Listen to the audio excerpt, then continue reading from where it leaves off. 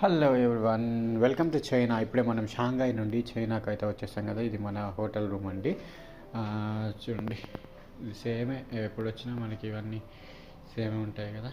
కాకపోతే ఇది 16th floor. ఈసారి మనకి ఎప్పుడు 17, 18, 19, 20 అట్లా తీసుకున్నాను కదా ఎప్పుడు వచ్చినా. సో ఇది 16th ఫ్లోర్ అండి.